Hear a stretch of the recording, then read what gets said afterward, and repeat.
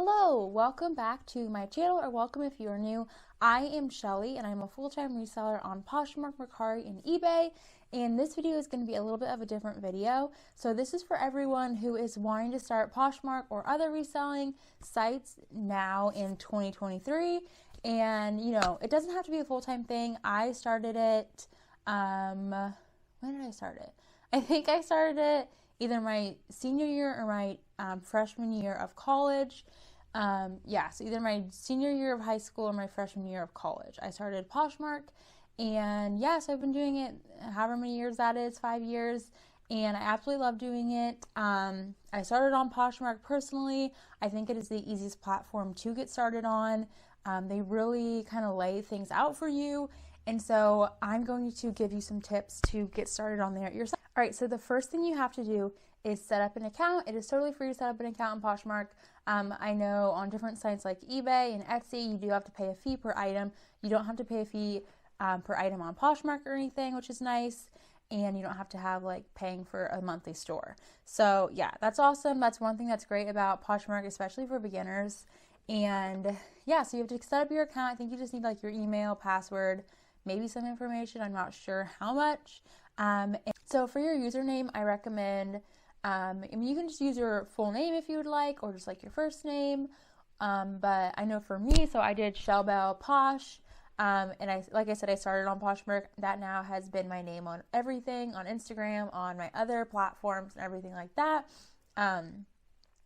But yeah, Shellbell is just a nickname that I've had for a long time, so that's why I did it that way. But you can obviously do whatever kind of nickname, your first name, first and last, whatever you want for your username. I recommend it be something that is easy to remember, easy to say, just because for buyers' sake, that way maybe they will come back to you because they remember you and they had a good experience with you. So now that you have your account, you need to get inventory. So my number one recommendation for getting inventory when you're first starting is to clean out your own closet. Clean out your closet, or ask your family members or friends maybe if they are cleaning out their closet, and before they take it to be donated, ask if you can have it, and then you can sell it that way. So yeah, that's what I did. I just cleaned out my closet. My sisters would give me stuff to sell. My mom would give me stuff to sell. And so that is just how I first started. I didn't start even thrifting for things to sell for, I don't know, probably 6 months maybe into selling on Poshmark. So yeah, just start with your own items. Now that you have your inventory, you need to take photos. So I recommend doing natural light. You definitely don't need any kind of type of lighting, a ring light, photography lights, or anything like that to get started. I still use natural light actually. I think they look the best for my photos. And so what I do, I used to take them outside, but since I've moved here, I have more floor space and a bigger area that has a window coming in. So I actually take all my photos in this room with the big window open. And I do have to be cautious about certain times of the day. The lighting will kind of cast shadows and glares and stuff. So I do have to take my photos earlier in the day. So that might be something you want to look out for if you're noticing shadows or glares or something in your photos. Maybe just try a different time during the day. Another thing is try to make your clothes look as presentable as possible. So I have a steamer, but I got that again later on in my reselling career. And so you do not need a steamer. If you already have one, or you have a handheld one, you could steam items. Just make sure they're not super wrinkly. You could even throw stuff in the dryer for a little bit just to try to get those wrinkles out. I know I'm so guilty of this. Sometimes I don't want to steam. I'm just not in the mood to steam, and those photos never look as good. So just make sure your items look presentable, look nice.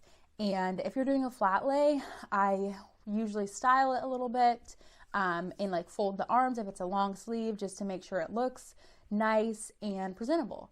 So yeah, that's what I do. If you want to do a hanging thing, you definitely can. You could hang it on a door with some type of rack, what do you call those? I don't know, just those clothing rack things that you can put on the back of your door. You would use one of those and have natural lighting and take photos like that. And so yeah, there's a lot of different ways you can do photos. You don't need any board or anything. I use a board because I do have carpet in here, but when I first started out, I actually just used the wood floor in my house. So yeah. Okay. And so yeah, that's your pictures. You want to make sure you have all those. Oh, one more thing with pictures. Take your pictures in a square photo. So it's going to be the ratio 1:1 on your camera. I just use my phone to take photos, and that's the easiest option. But yeah, make sure you're doing square photos because that way you don't have to crop them later. All right, so now we are at step number 4, which is listing your items. So I am going to do like a screen share of me listing an item just so I can kind of talk through it with you and have that item just kind of a visual representation for you. So when you're listing, you want to have your cover shot, and for your cover shot, you want just like the whole item in the photo. So make sure you have that cover shot full item and all your pictures that are in there, tags. I always include tags and any imperfections on the item or anything like that. So you're going to put all your photos in. And now when it comes to making a title, my kind of formula, I do brand first, and then I do a style name if I can find a style name. If I don't have a style name, I'll just start explaining the item, like long sleeve, v-neck, t-shirt, and then I'll add color, black, and then I will add size, so size small. And so yeah, that is the formula I personally use for my titles, but you can definitely mix it up a little bit, try different things and see what works best for you. Try to add as many keywords and item specifics and stuff in your title and in your description. So now you have your title. So now going into description, you want to say, what your item is. Again, explain it a little bit more. And you also want to say if there is any flaws. So even if you took a picture of a flaw, so let's say there's a little stain on your shirt, you still want to put that in your description. I personally include measurements in my description, and you don't have to do that, especially starting out, but sometimes it is nice, especially I would say with pants, because people want to know like the inseam of pants. I know for me, I'm very short. I'm only 5 feet tall, and so I have to know like an inseam before I buy a pant because I'll be swimming in it if it's too long. So yeah, just be cognizant of that, but you of course don't have to add measurements if you don't want to. You can just wait and see if buyers ask you any of those type of questions or anything like that. Add as many keywords as you can, again, in your description. You can kind of say how you would personally style this item. I think that helps a little bit sometimes for buyers to kind of envision themselves in this item. And you also want to maybe say the fabric content and just things like that. And also one more thing, when you are listing for prices, Poshmark has a feature now where it kind of tells recommended price, and that can definitely be helpful, but sometimes you might just want to look at other listings that have sold for similar prices or something like that. So next, after you have your items listed, I recommend sharing at least once a day. Poshmark has made it super simple now by having a share all feature, which I will put how to do that again on a screen share. But yeah, it's super simple now. When I first started, I had to individually share every single item, and it took forever. But now they've made it super simple to just share everything at once. So now you have your likes on items. People are starting to like your items. I recommend sending offers. I usually send them about once a day. And I start with 10% off offers. That is the lowest you can do. And so that's what I do. But yeah, you can definitely start higher if you want. Like do 20% off and so on. But I usually start at 10% off just to give room for negotiation from the buyers as well if they want a counter offer or anything like that. So yeah, send those offers. That definitely is a huge part of getting sales for me. You are shipping your items. Poshmark is super easy. I think it's the easiest shipping out of all the platforms that I sell on.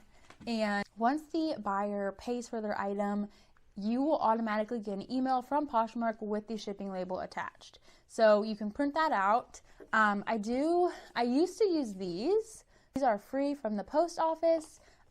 If you want, let me know if you want to see like how to use these. There's some like things you have to do to use them, but you definitely don't have to do that. These are nice though because they are sticky, so they're super easy to are able to stick them on.